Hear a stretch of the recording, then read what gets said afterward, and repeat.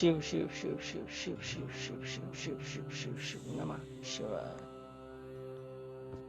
शिवजी द्वारा 10वें से लेकर 28वें योगेश्वर अवतारों का वर्णन। शिवजी कहते हैं, ब्राह्मण 10वें द्वापर में त्रिधा नाम के मुनि व्यास होंगे। वह हिमालय के रमणीय शिखर पर्वतोत्तम भृगुतुंग पर निवास करेंगे। वहां भी मेरे श्रुति विदित 4 पुत्र होंगे। उनके नाम होंगे भृंग, बलबंधु, नरामित्र और तपोधन, वे केतुश्रृंग। 11वें द्वापर में जब त्रिविद नामक व्यास होंगे, तब मैं कलयुग में गंगा द्वार में तप नाम से प्रकट होऊंगा। वहां भी मेरे लंबोदर, लंबाक्ष, केशलंब और प्रलंबक नामक 4 दृढ़व्रती पुत्र होंगे। 12वें चतुर्युग के द्वापर युग में सततेजा नाम के वेदव्यास होंगे। उस समय में द्वापर के समाप्त होने पर कलयुग में हेमकंचुक में जाकर अत्रि नाम से अवतार लूंगा और व्यास की सहायता के लिए निवृत्ति मार्ग को प्रतिष्ठित करूंगा। महामुने, वहां भी मेरे सर्वज्ञ, समबुद्धि, साध्य और सर्व नामक 4 उत्तम योगी पुत्र होंगे। 13वें द्वापर युग में जब धर्म स्वरूप नारायण व्यास होंगे, तब मैं पर्वत श्रेष्ठ गंधमादन पर वालखिल्याश्रम में महामुनि बलि नाम से उत्पन्न होंगे। वहां भी मेरे सुदामा, कश्यप, वशिष्ठ और वीरजा नामक 4 सुंदर पुत्र होंगे। 14वीं चतुर्युग के द्वापर युग में जब रक्ष नामक व्यास होंगे, उस समय मैं अंगिरा के वश में गौतम नाम से उत्पन्न होऊंगा। उस कलयुग में भी अत्रि, वसद, श्रवण और स्नक्विष्कट मेरे पुत्र होंगे। 15वें द्वापर में जब त्रयारूढ़ी व्यास होंगे, उस समय में हिमालय के पृष्ठ भाग में स्थित वेदशीर्ष नामक पर्वत पर सरस्वती के उत्तर तट का आश्रय ले वेदशिरा नाम से अवतार ग्रहण करूंगा। उस समय महापराक्रमी वेदशीर ही मेरा अस्त्र होगा। वहां भी मेरे 4 दृढ़ पराक्रमी पुत्र होंगे। उनके नाम होंगे कुणिबाहु, कुशरीर और कुनेत्र। 16वें द्वापर युग में जब व्यास का नाम देव होगा, तब मैं योग प्रदान करने के लिए परम पुण्य में गोकर्ण वन में गोकर्ण नाम से प्रकट हूँ। वहां भी मेरे कश्यप, कृष्णा, च्यवन और बृहस्पति नामक 4 पुत्र होंगे। वे जल के समान निर्मल और योगी होंगे तथा उसी मार्ग के आश्रय से शिवलोक को प्राप्त हो जाएंगे। 17वीं चतुर्युग के द्वापर युग में देवकृत जय व्यास होंगे। उस समय में हिमालय के अत्यंत ऊंचे एवं रमणीय शिखर महालय पर्वत पर गुह्यवासी नाम से अवतार धारण करूंगा।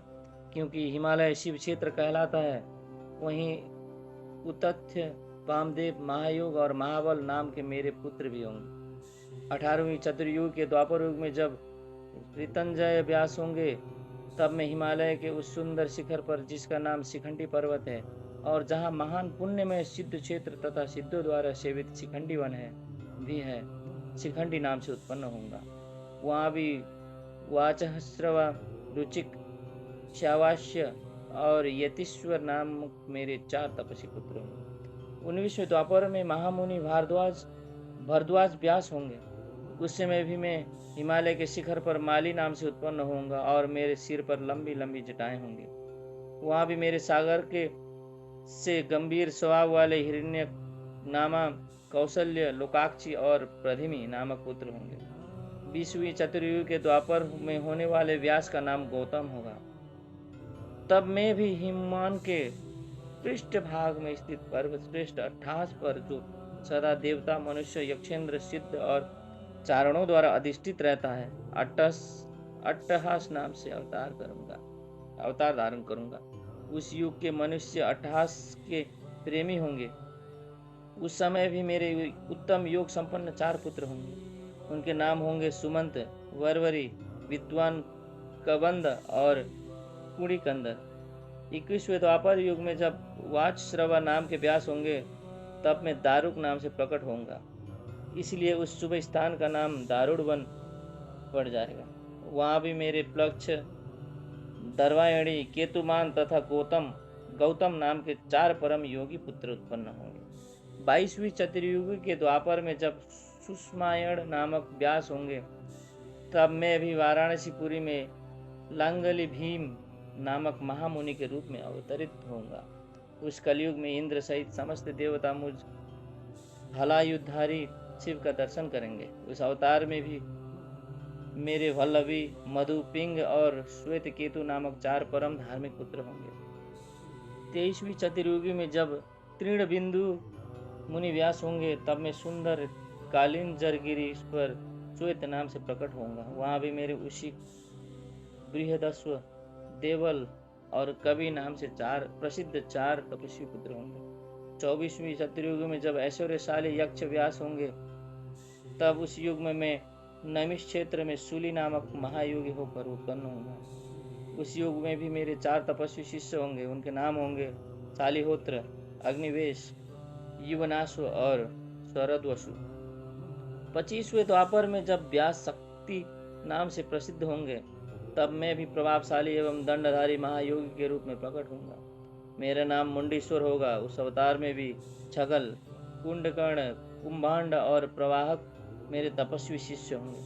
26वें द्वापर में जब व्यास का नाम पराशर होगा, तब मैं भद्रवट नामक नगर में सहिष्णु नाम से अवतार लूंगा। उस समय भी उलुक, विद्युत, शंभुक और आश्वलायन नाम वाले 4 तपस्वी शिष्य होंगे। 27वें द्वापर में जब जातुकर्ण्य व्यास होंगे, तब मैं भी प्रभास तीर्थ में सोम शर्मा नाम से प्रकट होऊंगा।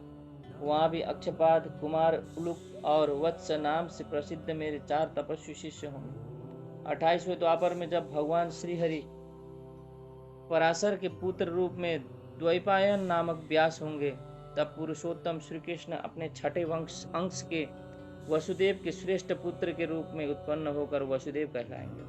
उसी समय योगात्मा में भी लोगों को आश्चर्य में डालने के लिए योग माया के प्रभाव से ब्रह्मचारी का शरीर धारण करके प्रकट होऊंगा। फिर शमशान भूमि में मृतक रूप से पड़े हुए अविच्छिन्न शरीर को देखकर मैं ब्राह्मणों के हित साधन के लिए योग माया के आश्रय से उसमें घुस जाऊंगा और फिर तुम्हारे तथा विष्णु के साथ मेरुगिरी की पुण्यमयी दिव्य गुहा में प्रवेश करूंगा। ब्रह्मांड, वहाँ मेरा नाम लकुली होगा।